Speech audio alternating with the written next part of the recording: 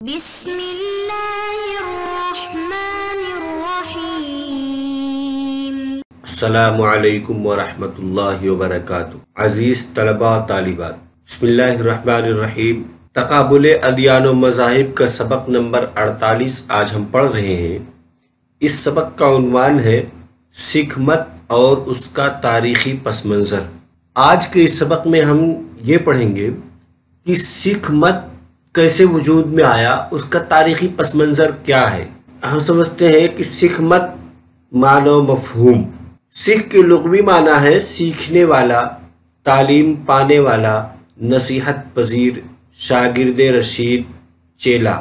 سکھ کو سکھ اس لیے کہتے ہیں کیونکہ اس مذہب میں نروان کا حصول کسی گرو کی اتباع کے بغیر ممکن نہیں۔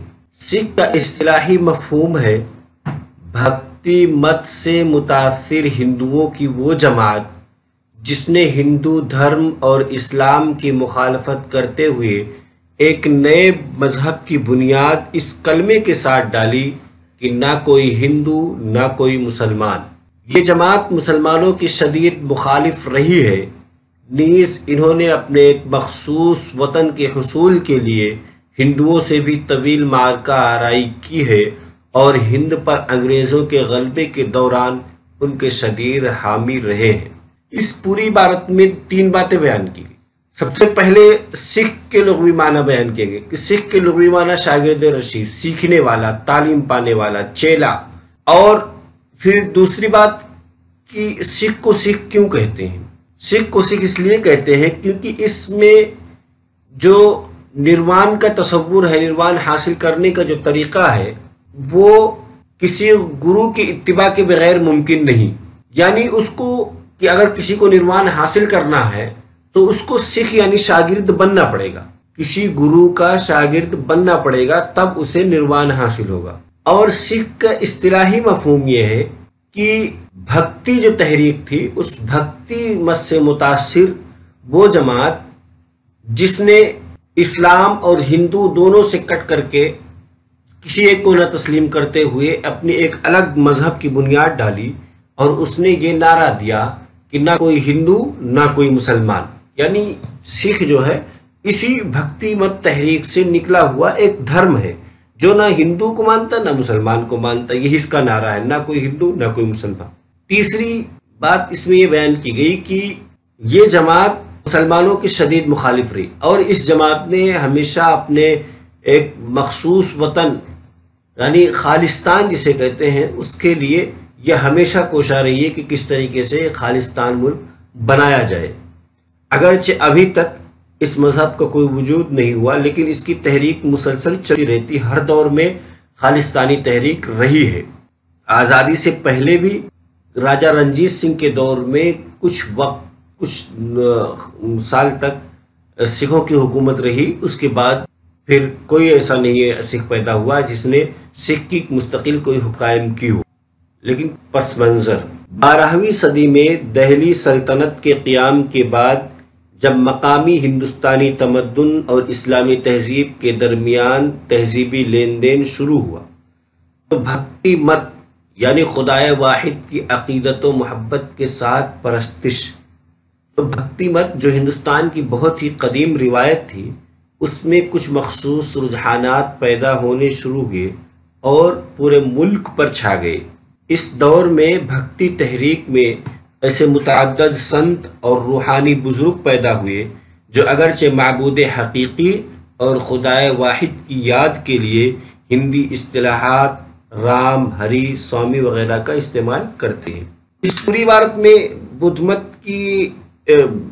سکھ مت کی تحریک، جو سکھ مت وجود میں آیا، اس کا پس منظر بیان کی گئی۔ جب دہلی میں اسلامی سلطنت قائم ہوئی تو اسلامی تہذیب ہندوستان میں آئی، تو اسلامی تہذیب اور ہندو تہذیب کے درمیان جو ٹکراؤ ہوا، اس سے بھکتی مت کی ایک تحریک، اسلامی تہذیب اور ہندو تہذیب کے ٹکراؤ کے نتیجے میں جو بھکتی تحریک نکلی، اسی بھکتی تحریک میں ایسے متعدد سنت اور روحانی بزرگ پیدا ہوئے جن کا یہ نعرہ تھا کہ خدائے واحد کا عشق ہی انسان کی نجات کے لیے کافی ہے۔ اگرچہ یہ لوگ رام ہری سوامی وغیرہ کا لفظ بھی استعمال، لیکن ان سے ان کی مراد وہی خالق کائنات ہوتا ہے جس کی کوئی مادی شکل نہیں، جو اپنی ذات و صفات میں وحدہ لا شریک ہے۔ بھکتی تحریک کے اہم صوفی سنتوں میں رامانند، روی داس، کبیر داس، شیخ فرید، نامدیو، جے دیو، دھنا، پیپا، سادھنا، بینی اور رجب وغیرہ مشہور ہیں۔ اسی بھکتی تحریک کے ایک مشہور بھکت گرو نانک نے 15ویں صدی کے اختتام اور 16ویں صدی عیسوی کی ابتدا میں دنیا مذہب کو ایک نئے مذہب سے آشنا کیا جسے دنیا سکھ مت کے نام سے جانتی ہے۔ یعنی جو بھکتی تحریک ابھری، وہ بھکتی تحریک اپنے جملوں میں اور اپنے ملفوظات میں رام، ہری، کرشن اور سوامی یہ سب الفاظ اگرچہ استعمال کرتے تھے، لیکن ان سے مراد وہی خدا جو نرانکار یعنی غیر مادی شکل میں ہے، جس کی کوئی شکل نہیں، کوئی مادی شکل نہیں، جو وحدہ لا شریک ہے، وہی مراد ہوتا تھا۔ اور اس بھکتی تحریک میں جو اہم صوفی سنت گزرے ہیں وہ رامانند، روی داس، کبیر داس، شیخ فرید، نام دیو، یہ رجب اور کبیر یہ مشہور نام ہے۔ لیکن 15ویں صدی اور 16ویں صدی کے بیچ میں ایک ایسی شخصیت ابھری جس نے پوری دنیا کے سامنے ایک نئے مذہب کا تصور پیش کیا۔ وہ گرو نانک تھے، جو کی تفصیل ہم آگے پڑھیں گے کہ ان کی پوری مکمل سوانح کہ کیسے کیسے کہاں پیدا ہوئے اور کہاں انہوں نے سفر کیا، یہ سب تفصیلات ہم آگے پڑھیں گے۔ تو گرو نانک اس سکھ مت کے بانی ہیں۔ بھکتی تحریک کی تعلیمات، یعنی جس کے نتیجے میں سکھ مت وجود میں آیا، اس تحریک کی تعلیمات کیا رہی؟ بھکتی تحریک کی تعلیمات کا خلاصہ درج ذیل نکات میں بیان کیا جاتا ہے۔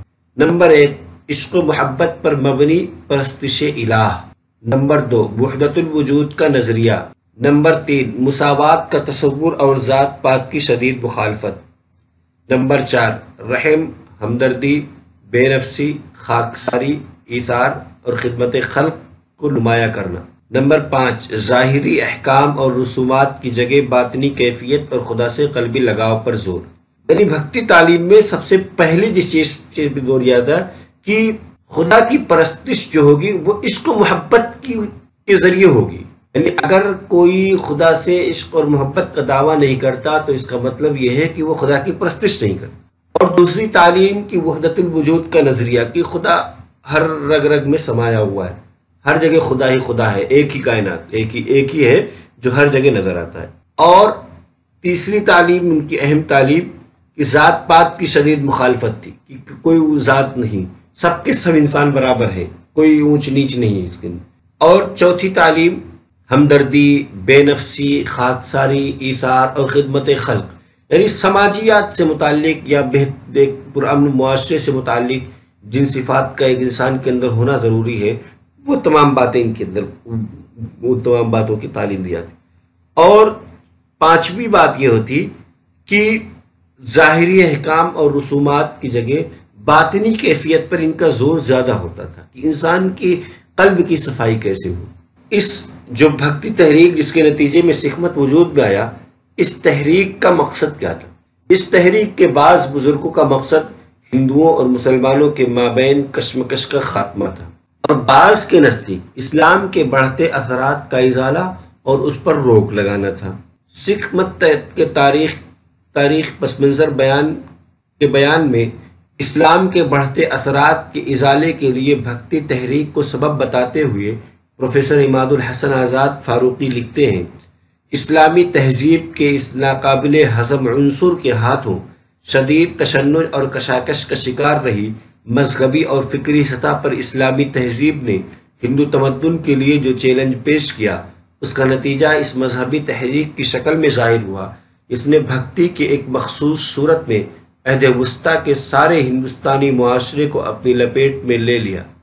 یعنی بھکتی تحریک کے دو مقاصد تھے، ایک مقصد کے زیر اثر جو ہندو چھوڑ کر کے اسلام میں آ رہے ہیں ان کو کس طرح روکا جائے، دوسری یہ کہ جو اسلام سے ہندو سے بیزار تھے اور اس مسلمانوں میں سے بھی کچھ لوگ جو اسلام سے بیزار تھے، یہ دونوں ہندو اور مسلمانوں جو ٹکراؤ ہوتا تھا، اس ٹکراؤ کو ختم کرنے کے لیے بھکتی تحریک شروع کی گئی تھی۔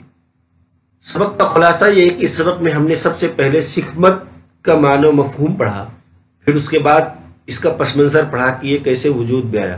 اچھا، جس کی وجہ سے وجود میں آیا اس تحریک کے بارے میں پڑھا کہ اس تحریک کی تعلیمات کیا رہی، اس تحریک کے مشہور لوگ کون کون سے رہے، یعنی بھکتی تحریک. پھر اس تحریک کا مقصد بھی پڑھا کہ بھکتی